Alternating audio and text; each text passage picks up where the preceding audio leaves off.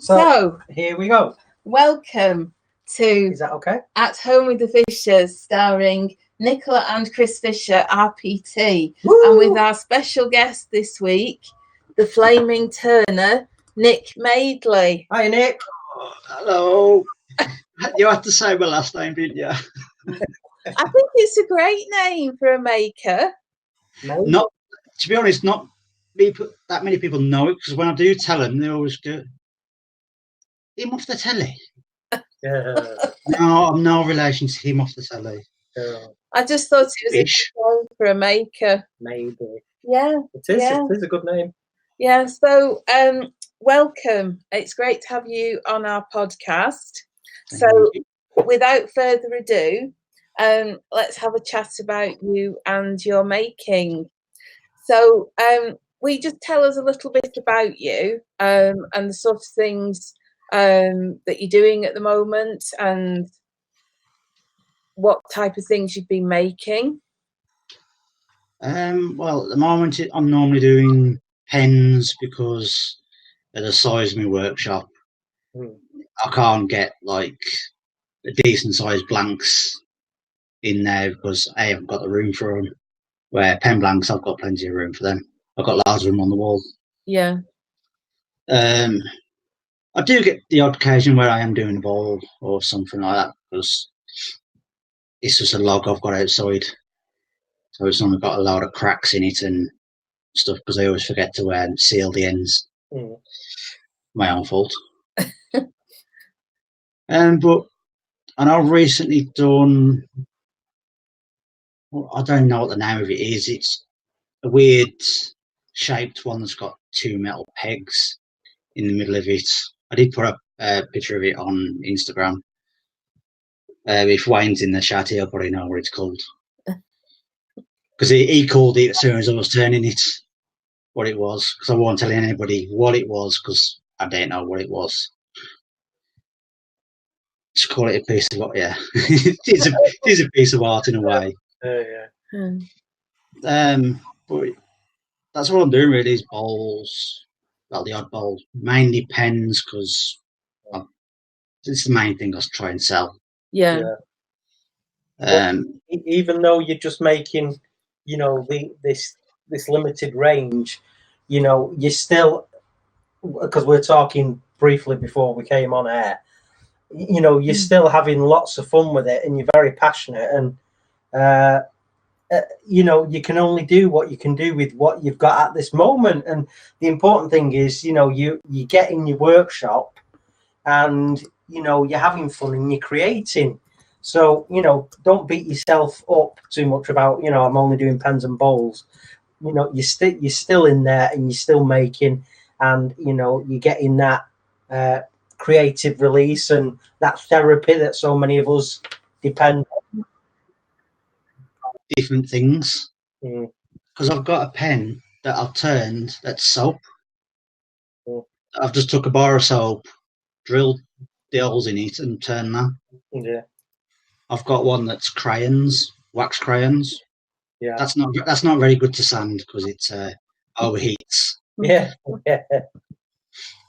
I try to use random things that people would look at and go, you can't turn that. It ain't going to turn. It ain't going to turn out all right. But I just try it anyway because if someone don't try it, then no one's going to. Well, it's good being experimental. I enjoy that sort of stuff and seeing, what people can do and coming up with different ideas. I think it's really great to do that. I think I think it's normally called My Carter or something. It's like where layers of paper are stuck together. I don't know what it was. I literally sat one night cutting up pieces of coloured paper, gluing them together with super glue, and then sticking that on the lathe and turning the pen out of that. Well, you've turned a leather pen, haven't you? I have turned a leather pen. Yes. A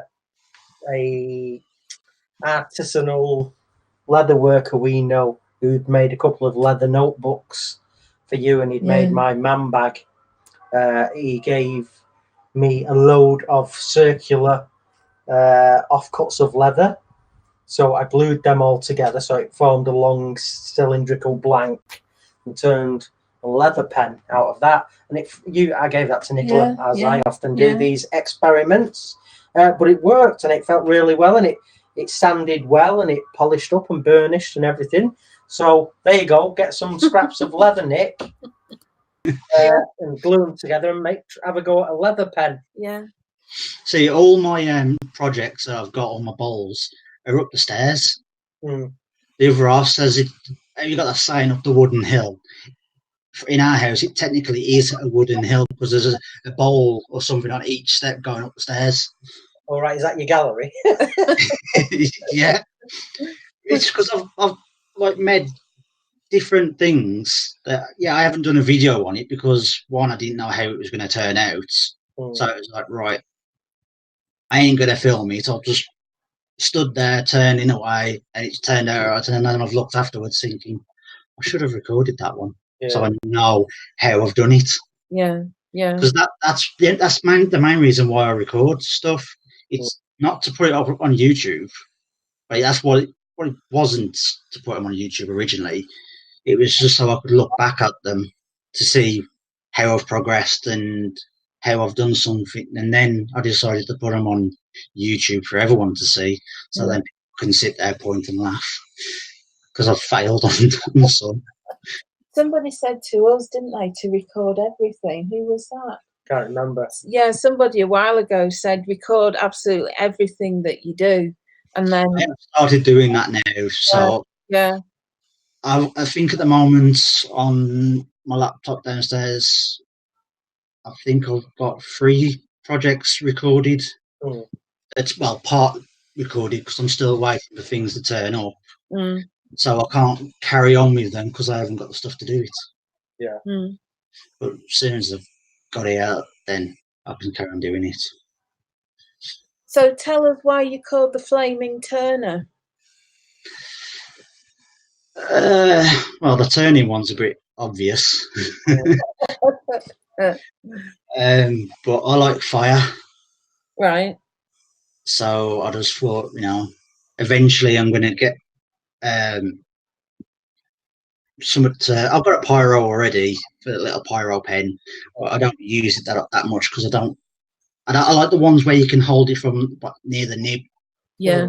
The one I've got, you've got to hold it like in the middle, and to me that don't feel like a pen. I can't use it right, but I am going to get like a blowtorch or something eventually and start burning my work, so then I can be called properly the Flaming Turner, because most of my work's going to get set on fire.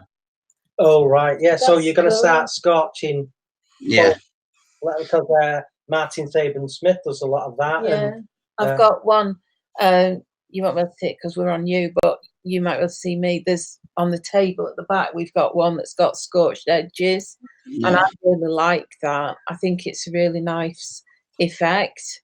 I'm just going to tell you who's on the chat because B Matthews is on, and we met B at this weekend that we've just been on, the Chestnut Woodturning Weekend, and B says she does pyro lessons, and if you look on her Instagram you'll see all her work. Now I can't remember, B, your, just off the top of my head, your Instagram username. I know it's something like paint.create. something, so if you just pop it in for me, I can just let Nick know. So we've got Wayne the Woodturner. Hi Wayne. We've got Leona Fay. Hello. Mark Smith. Hello. 8x6 workshop. We were just talking about Hi, you. Steve. He says we have the Blind Turner, the Rebel Turner, the Naked Turner, now the Flaming Turner. Perhaps I should rename my channel the Fat Bald Turner. Oh, don't do it to yourself, mate. Stick with I'm getting there, the bald part. The 8x6, that's what you're known for, Steve, don't we? Yeah, we were just talking about your workshop. Yeah. Christine and Michael Hesseltine, the Hello. Virgin TV app for YouTube is a bit difficult. Yeah, we've funny tech tonight, long story. Funny Lake, SK Crafts, Maple Tree Studios. Hello. Funny Lake's actually my other half. Sorry, which It's one? his partner. Yeah, Funny Lake is actually my partner. Oh, right. Oh, hello. Hi, Funny Lake. He's doing really well. You should be very proud of him. Yeah. T+G. Hi, guys. Maple Tree Studios. David Julie. Hello, Dr. D. Love to Tova. I think we've got everybody there. Hopefully I've said everybody, but thanks everybody for joining us. Right, listen, I'm just going to say this now because it's just popped in my head, everybody. Nick here, like most of us, is a struggling artist. He's trying to make ends meet. Please, please, please support him as much as you can. Subscribe to him wherever you can. You know, we've got a guy there that's somebody else that's disabled and can't work and do what he used to do. So, you know, he's trying to scrape together some funds and pennies and to pay the bills and be creative. So please, please, please give him your support as much as you can and sub to him on all the different formats and media outlets and all that wibble. So so please, please give him your support. And yeah, there you go, Nick. How was that? Better than what I could do. Yeah, so it popped in my head then. He said, "Oh, let's just really tell the folks about it." So. Yeah. It's always good. One person who's been helping me with my channel, like constantly saying to people to go to my channel, is the Beard Time 16, Rich. Yeah. You know, he's forever. He's put my sticker up on his thumbnails a good few times. To be honest, he's been here a few times, so we've just been chatting. Yeah. Well, I've got your sticker on my sticker board, mate. So I have sent it around to a few people. Yeah. No, I remember when Nicola said, "Oh, the stickers turned up from Nick, the Flaming Turner." So I've smacked that up on my board. So anyway, shall we get to the actual questions in a minute? So the first question that we always ask is, why do you make? To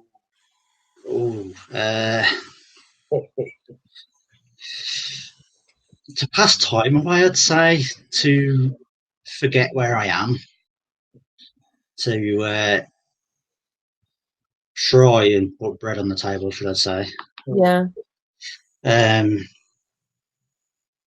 But yeah, I only really took it up to be a hobby because I couldn't work and I needed something to pass time away. So I just thought I'd randomly make random stuff that would probably end up gathering dust, as it wouldn't sell, because people would look at, especially with people around here, they're more happy with going to and getting cheap stuff.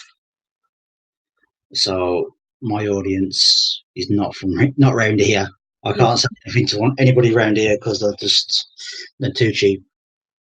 A bit like me then, I suppose. If I can't get it cheap, I'll try and make it, and if I can't make it, then I will have to buy it. It's quite hard. I mean, someone was talking about the money at the weekend, and it is really hard because when you put all the time into making something, you don't want to just sell something that's taking you all day to make for £20, and you know, sometimes the wood costs that much. Well, I've been looking. Most of the wood that I've got, I haven't brought any. It's pieces that I've found. I've been able to scavenge from bits and pieces. So most of it's been free. Yeah, that's cool. So anything I make off it is basically profit anyway, because it don't cost me anything to put into it apart from the products I've used on it.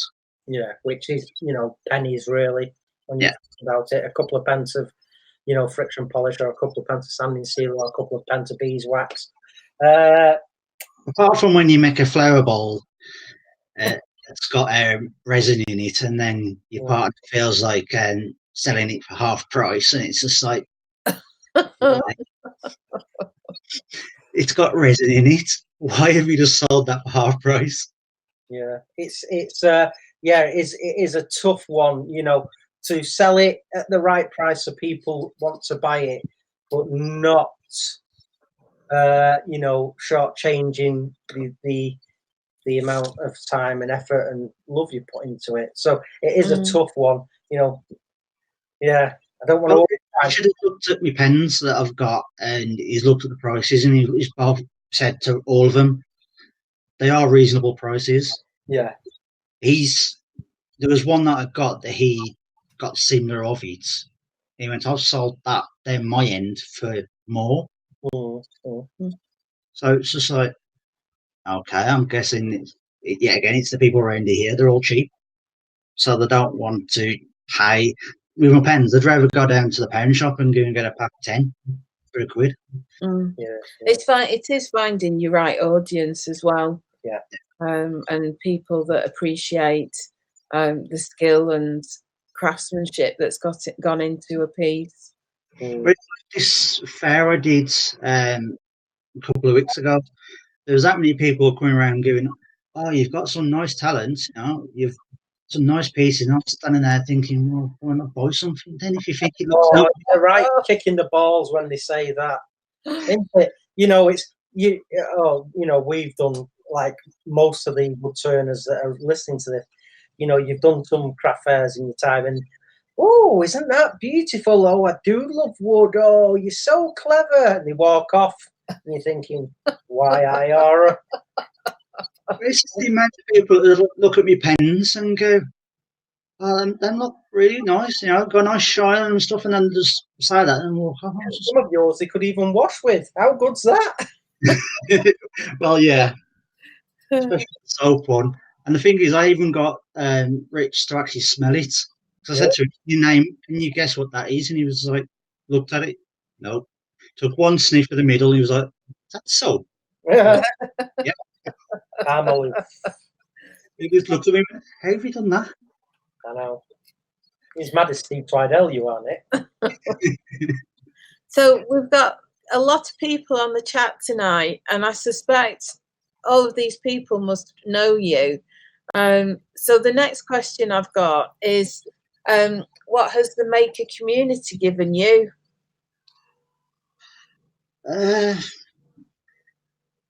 I'd say a little bit of inspiration. And I don't know if I could say determination. Is that the word? Yeah. Right. I'm dyslexic as well, so words don't work well. I know by yours, man. But like I've constantly said, you was one of the people that inspired me to do the turning because of you being blind and me with my back. It was like, well, your blindness hasn't stopped you. No. I'm going to let my back to stop me. No. So that's the right mentality. So they're like the usual stuff. Yeah. Yeah, you're gonna have your bad days, Nick, aren't you? It's like you were saying that you missed Maker Central because you were unwell, and that was going to be a birthday present for you. And the cosmos conspired against you on that particular day. So, you were unwell, which is a real shame because it would have been a great opportunity to hang out with a lot of your friends and people who inspire you. And it just goes to show you can really have some really bad days. And what I'm getting to say is, you're right, never give up. So you've got your spinal problem, and I know it's affecting you in other ways as well, but those bad days you have, just don't push yourself and say, right, well, I'm writing today off, I need to rest, and I've taken that many painkillers that I couldn't concentrate, or it'd be unsafe to go in the workshop. And just if you wake up the following day, this is my advice, and you're thinking, well, I feel pretty terrific today, get in there and go, this is going to be a brilliant day for me. And that's the best advice I can give disabled people that are makers. Don't worry if you're having a bad day. Just put the tools down and go and relax. In my workshop, so as I'm standing there, if my back does start to I feel it twinge or something, I do normally stop and sit down for 5-10 minutes. Yeah. Till I feel a little bit better to be able to stand back up to carry on doing what I'm doing.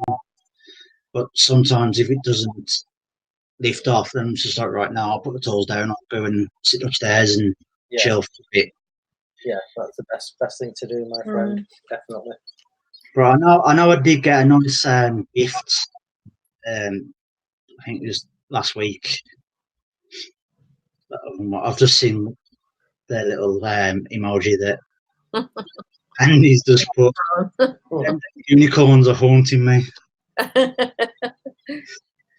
That's Richard's fault. Yeah.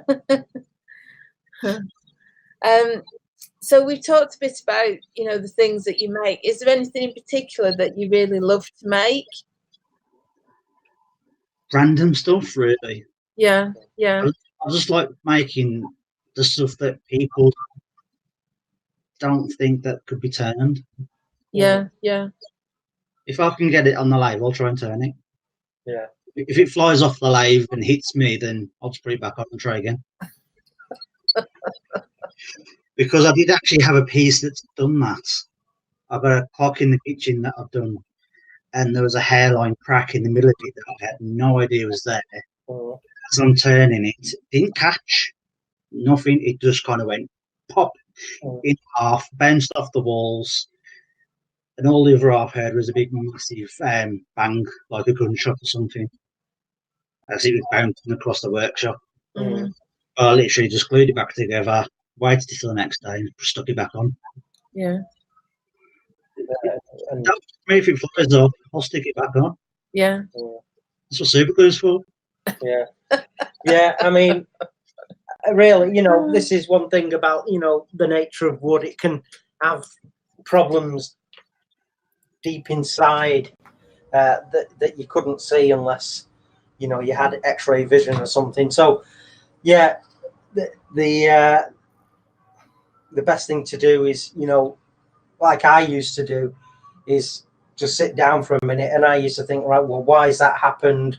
What could I have done to prevent that happening? And I mean, that's the perfect advertisement for making sure you've always got your face shield on in instances like that. Yeah, absolutely.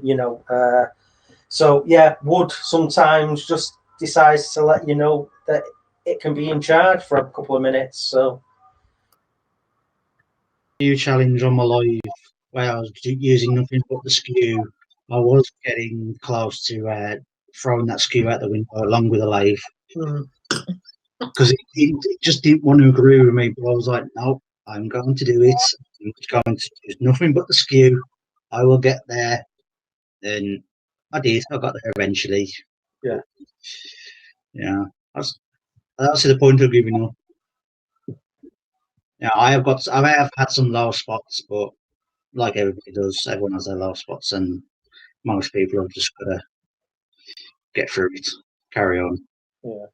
Yeah, I think that's the important thing, to keep going. And it's, I suppose, the learning curve is always peaks and troughs. And, sometimes you feel like you're doing really well, and then you have a dip, and then your next peak is higher, and it's a constant peaks and troughs of the learning curve as well. Yeah, but the irony is, it's those mistakes that ultimately give you the knowledge and the skill that you will need to become, very proficient at your chosen craft. Yeah. So I'm all self-taught. I haven't had any lessons of anything. I've just watched a few people on YouTube and then decided to get a lathe. It took me about nearly a year to save for the lathe. Yeah. But my other half brought me a set of tools before I even got the lathe to turn around and say, right, you are getting a lathe, here's the tools. Yeah. Now save. But we saved and we got it. And I think the first thing I turned was actually a bit of 2x4 that come with the little mini pallet that was attached to the bottom of the lathe. Yeah. I literally just pulled that off and stuck down into the lathe and turned that. Yeah, cool. Oh. Bit of practice wood. Yeah. If it's wood, a bit of practice. Yeah, cool. Every little bit helps, I shouldn't really say that. Tesco's might be after me. Yeah. Copyright infringement. Yeah. You mentioned whilst we were chatting that you could have a future in egg cups. Yes. Tell us about that. That is just a supplier has reached out and asked me to make a hell of a lot of head cups. I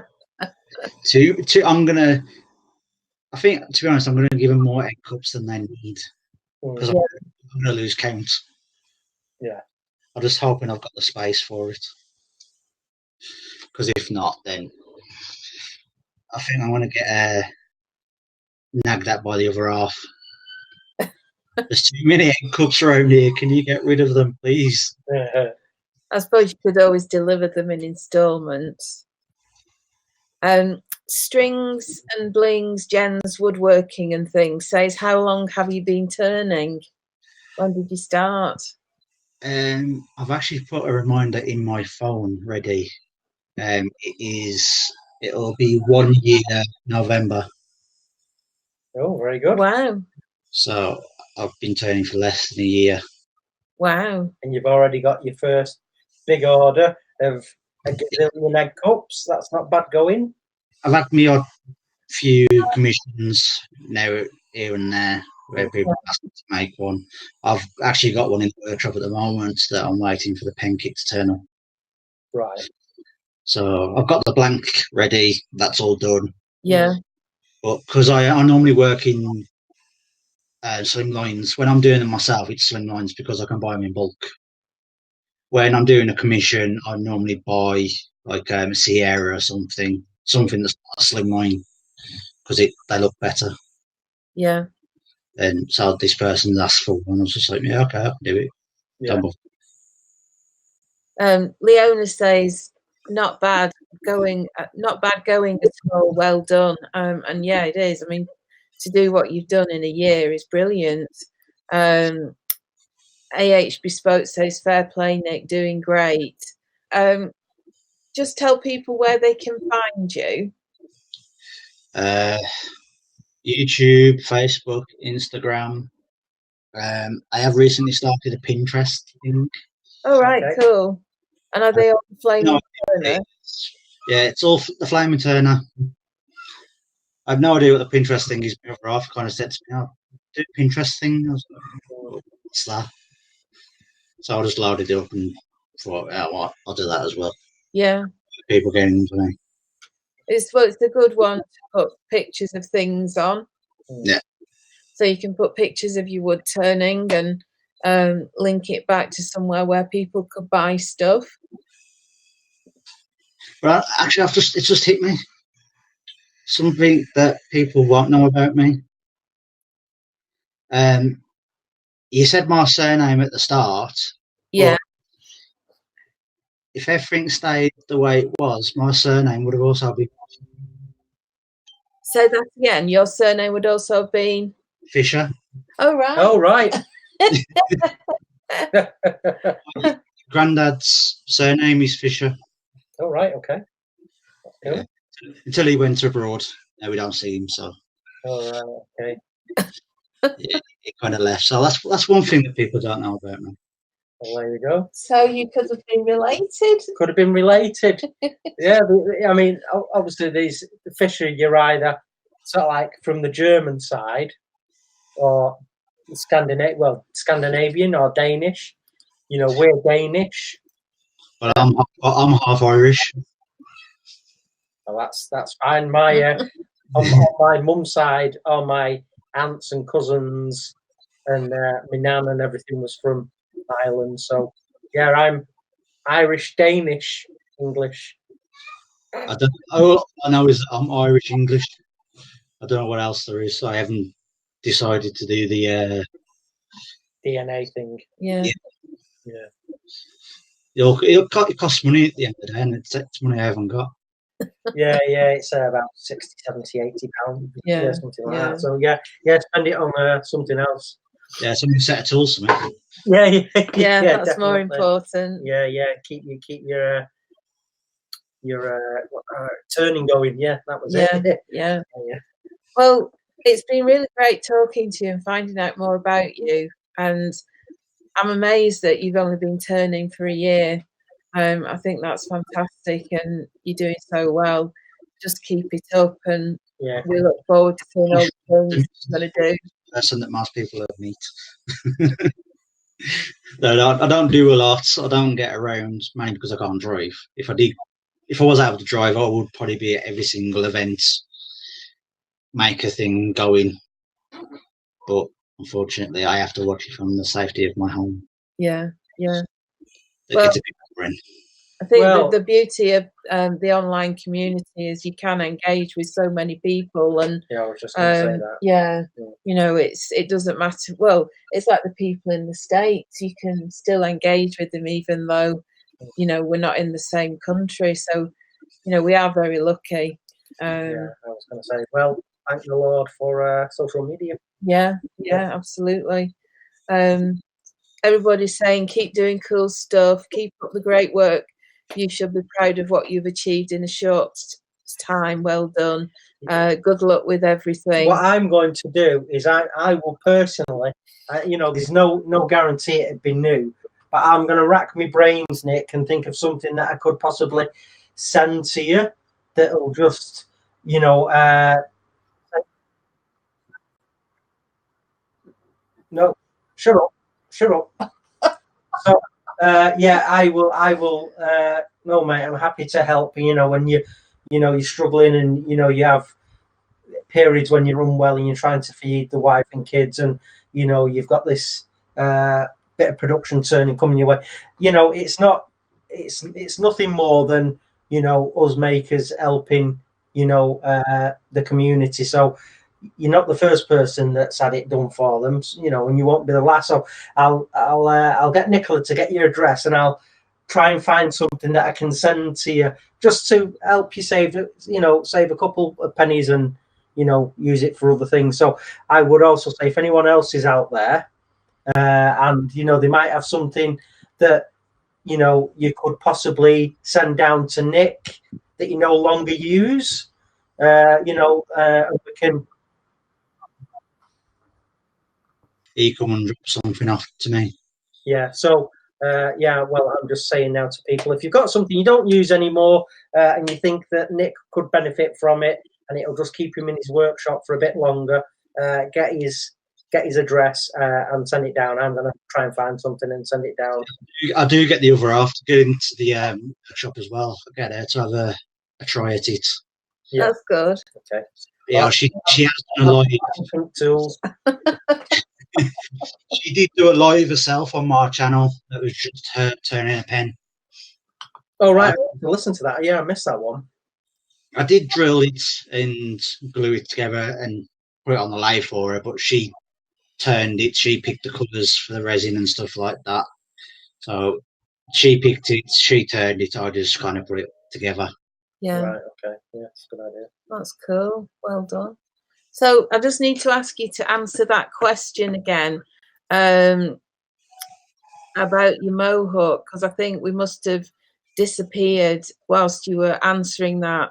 So are you keeping the mohawk? The beard times 16 wants to know.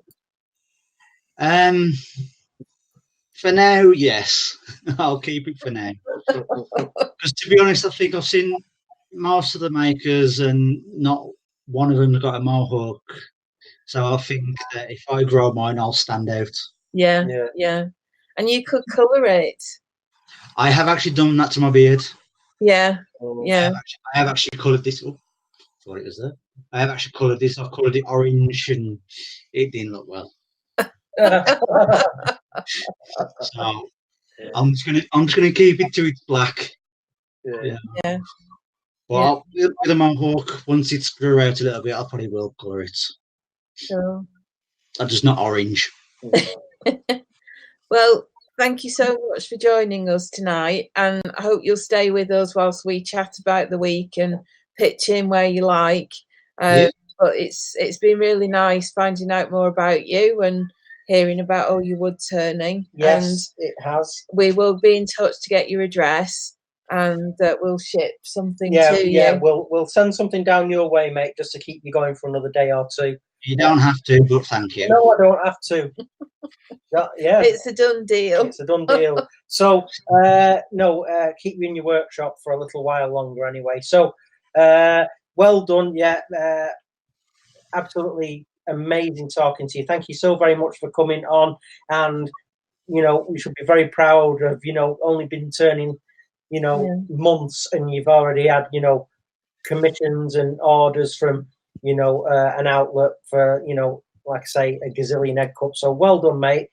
Keep on turning, you know, you've got a lot of friends in the community, and hopefully a few more now. So yeah, please, if you want to, and if you can, hang around and listen to us waffle. You know? I normally do. I don't normally catch the live when it's live, but when it does come up, I do normally just stick it on while I'm doing what I'm doing and listen to it. Yeah. Because normally I haven't got time to watch it on a Monday. Yeah. But now they're off school, I've got the time because they haven't got their after school stuff. Yeah. So that's why I thought I'll come on now. So I've got the time. Cool. Well, thank you so much. And thanks for having me. No, you're most welcome. Cheers, Nick. It's all right.